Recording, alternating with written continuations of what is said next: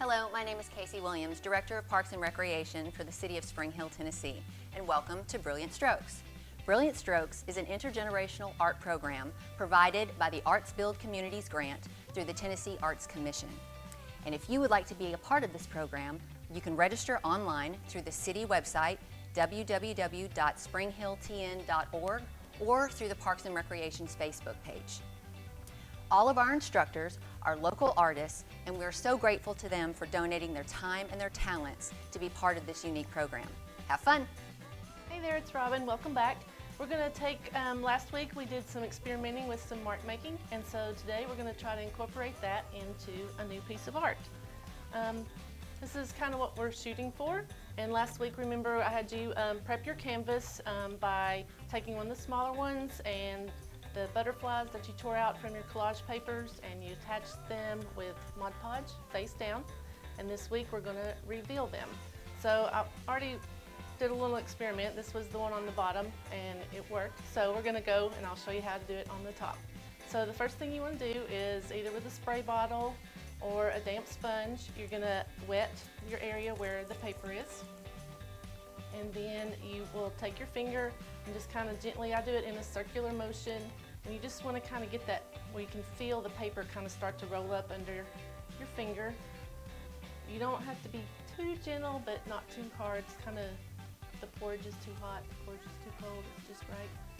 So you just keep going in a little circular motion and it will start to reveal itself, and when it starts to bubble up a little bit, then you can just kind of give it a little roll and it will start to roll off. But you have to be patient. So sometimes it takes 2 or 3 iterations. You'll think it's all perfect and it'll be wiped off and you can see your image perfectly, but then when it dries, it gets that little white fog over it. So you have to just keep going at it. And if you rub through all the way to your canvas, or in this case your MDF panel, then that's fine too. You can fill it in with paint, or you just like that vintage grungy look. So you can see that butterfly is starting to appear.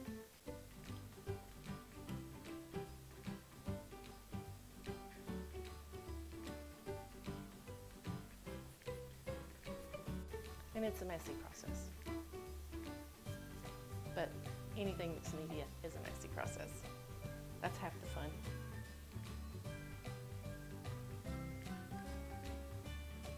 So our piece today is going to be fairly monochromatic.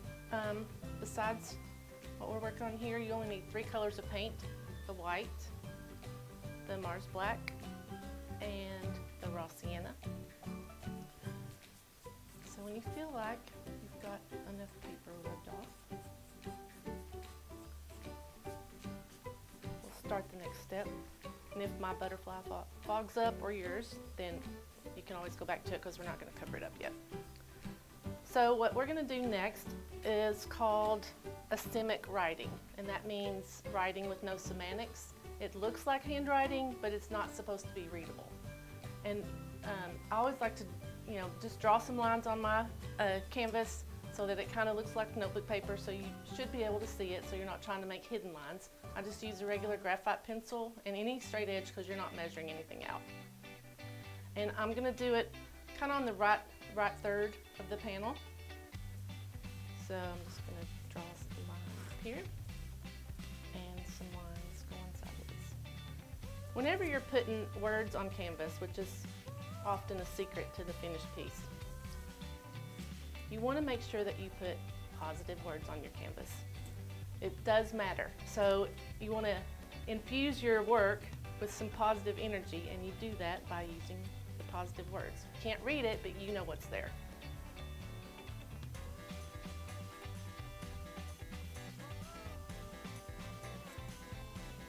And when you do this writing on your canvas, you can use the pencil, which will smudge when you put water or something else over the top of it, or you can use a permanent marker.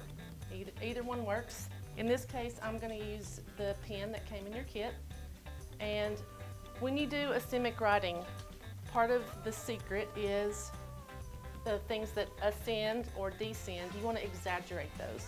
So you can see here, like well, when I was young and I learned cursive, you had the the 2 lines and then a dotted line in the middle, and that was your mark, and you went up above it or down below it, or you stayed right in the center. So the exaggeration of those ascenders and descenders is kind of what adds to the flourish of your semic writing. So it doesn't have to be sentences. You can just write positive words and just kind of think about maybe things that go along with the theme of your piece. And so I'm going to write things like butterflies are free, spread your wings, that kind of thing. So take a moment, think about it, and just start writing.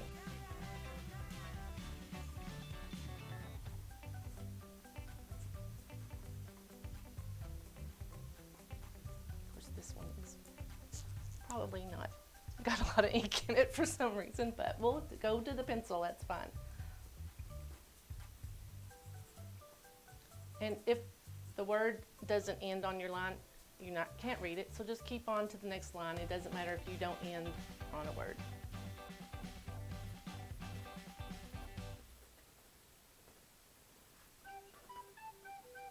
Cute. Let's try another marker. So we'll just mix it up.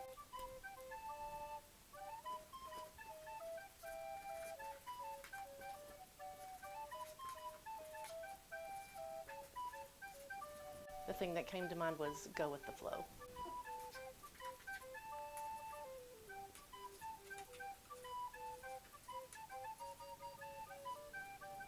And this kind of gets you warmed up too, because it's not supposed to be neat and all in the lines.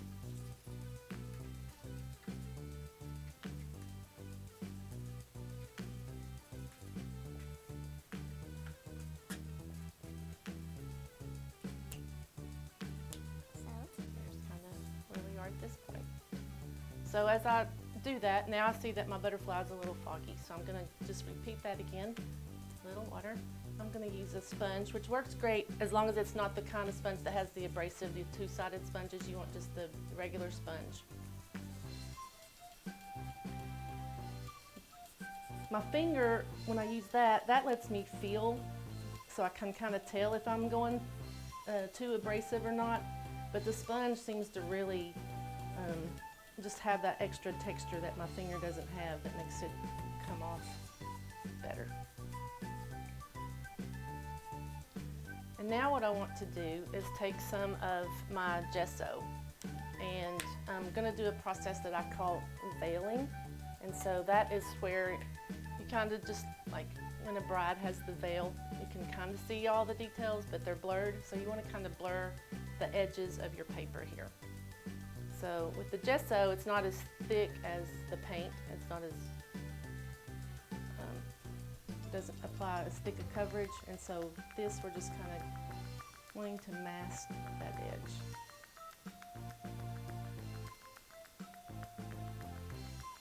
And I'm even going to put some on my butterfly, so it doesn't look like I just outlined it.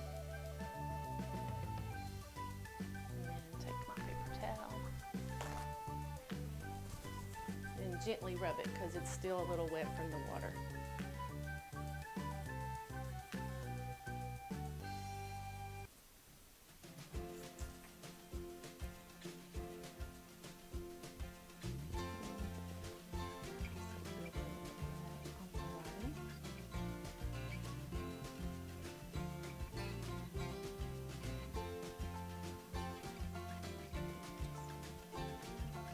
So one of my favorite things to incorporate into mixed media is the circle shape. There are 4 primary shapes: a circle, a square, a triangle, and the 5, and the hashtag #, and then a swirly. And so lots of people are drawn to one of those shapes naturally, and each of those shapes means a specific thing as to what you're drawn to. And mine is a circle, which kind of means continuum and complete. So I often use either the lid, like from a shampoo bottle or something, and then this is a Petri dish, which I like to use for my palettes too when I'm doing other things besides paint. And so I'm just going to use this. And again, you don't want everything to be neat and centered. So I'm going to draw it on the butterfly. Just kind of, she's not going to be completely enclosed in it. And I'm also going off the page or the canvas. And then I'm also going to incorporate some of those straight lines again. So I'm carrying different pattern. Often you want to continue colors in different parts of your canvas, and you also want to continue different elements or shapes. So I'm just going to draw a few. And again, nothing has to be straight or even or perfect. Or measured. I love to cook, but I hate to bake, and that's because baking is so exact and it requires specific measurement, and cooking, just throw it in the pot. So this is why I like mixed media too, because you just throw stuff down. There's no rules that can't be broken.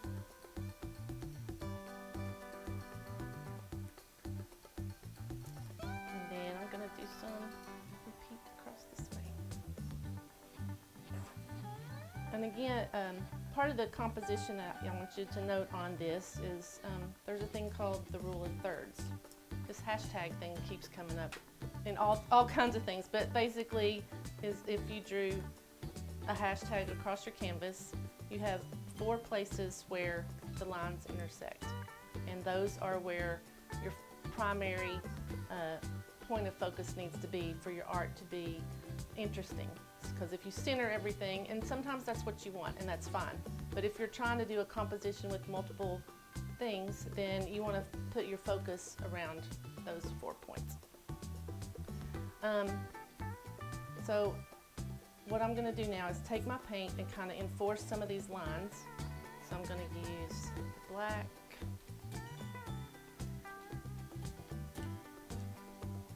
the raw sienna, and just a little white.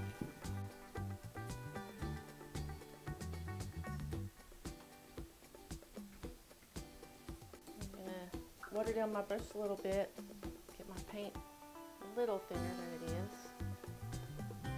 And I'm just kind of going to mark around where I made those pencil marks.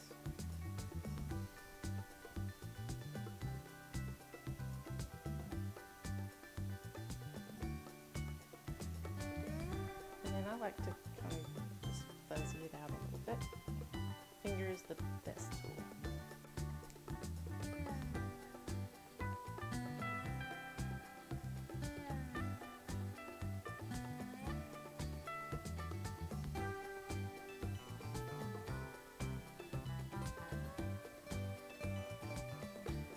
Class I like to teach is called Art Without Lines, and I try to do that for people who aren't as comfortable with drawing skills. Freehanding doesn't mean I don't have lines on my canvas, but it just means that I feel assisted by having tools that do not require me to feel like I'm a great person, great drawer, a great artist in that manner. And so that's kind of draw it out, trace around it. That's kind of my motive of operation, where I make things appear more artistic to me. So we're going to let this dry a little bit and come back, and I'm going to show you a little technique that's where you apply drips and splatters.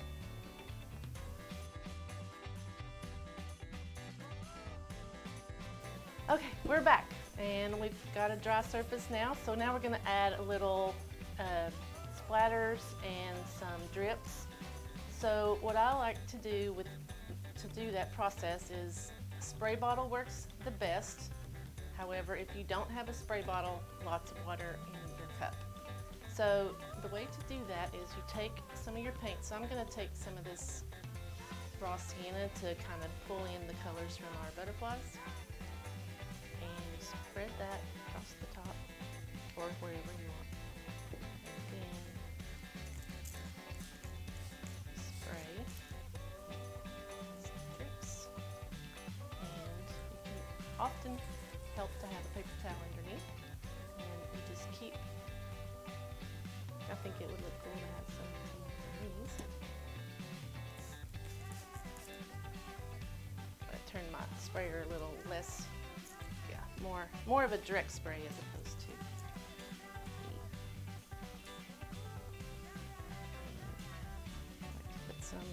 corners and then just smudge that.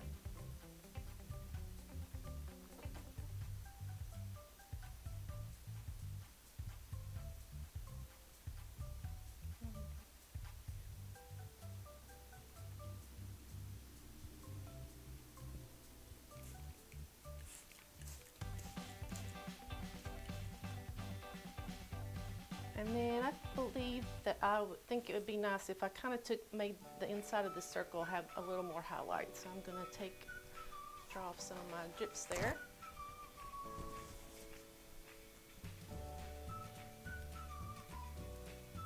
And add some of the white, but my brush still got a little of the raw sienna on it, which is fine. Just straight white is the best.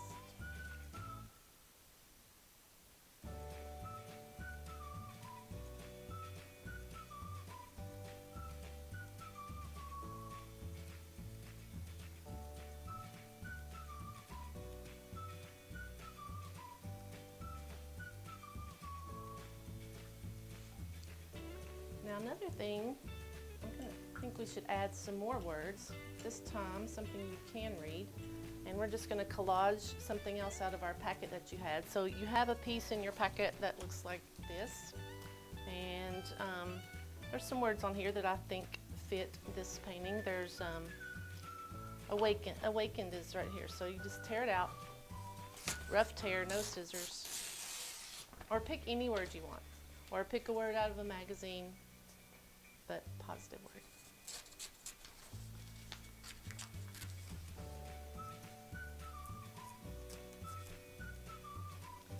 And then you want to apply that to a dry spot. And again, the Mod Podge is going to be your adhesive, and you want it on both the back of your word and on your canvas.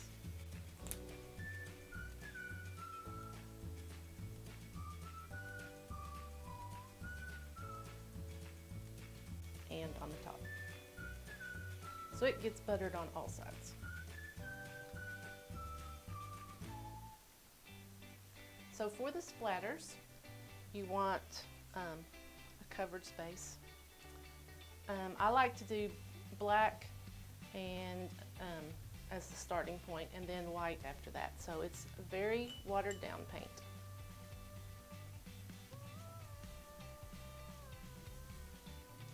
And you can use a flat brush like this, or you can use a round pencil brush, but this is what we have today. So I like to just shake it on my finger. That.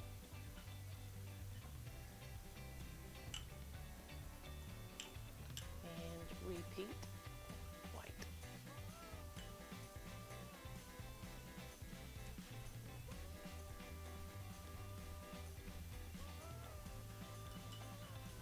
One final touch is you can use your pencil, or a regular pencil, or this is a water-soluble pencil. This is one of my favorite. It's called a Stabilo, S-T-A-B-I-L-O. So they work just like a pencil, and I'm going to go around this word that we glued down, and then you take a little bit of water to activate it. It's just going to make a little shadow around the word.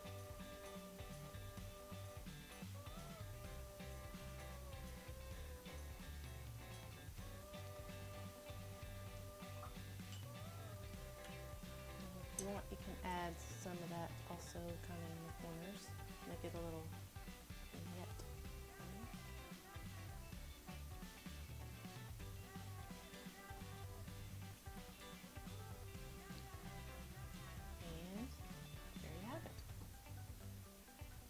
So let's get ready for next week. Next week we're going to work with our modeling paste, and I like to call this one behind closed doors, like we've all been cooped up for a year now. So what you're going to need is your piece of collage paper that looks like a door, and trim off the white, and that should match the size of your flat 8x10 canvas. The process for this, all you're going to need for today is your sheet and your Mod Podge and a brush. Same thing as when we did the collage paper there. You want to put cover your surface, and then cover the back this time, not the front, the back of your door, and then you're going to put it down, work from the middle to the outside, and if stuff comes off the side and gets on your hand, wipe your hand off before you come back to your piece, your picture there. So I'm just going to squirt it out this here. You want a thin coat, but you want everything covered, because if you don't, then it will have air bubbles and perhaps come up when we're doing the next phases next week.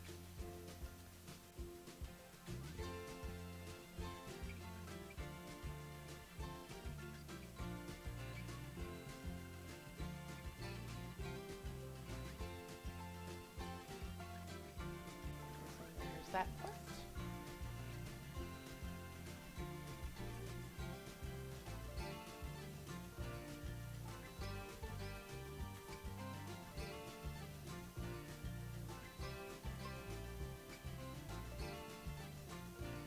By doing it on both substrates, it just makes sure that everything is covered and you don't have any missed spots.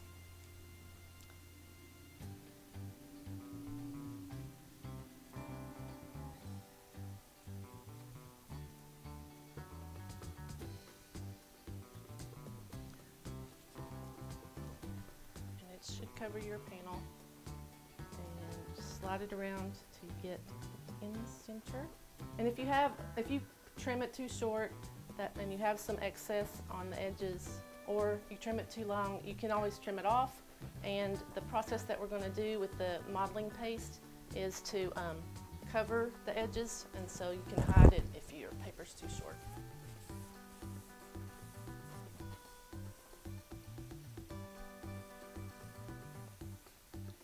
And also I like to, after I do this, put a book on it so that it'll keep it flat.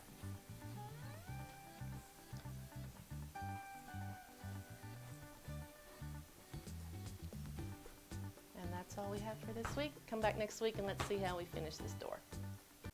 So, if you like what you've seen and you want to take part in Brilliant Strokes, don't forget, go online to our Facebook page, that's Spring Hill TN Parks and Recreation, or to the Spring Hill City website and register. Registration opens February 18th, and the first 8 people to register for each class will get a free goodie bag. Can't wait to get creative and have fun.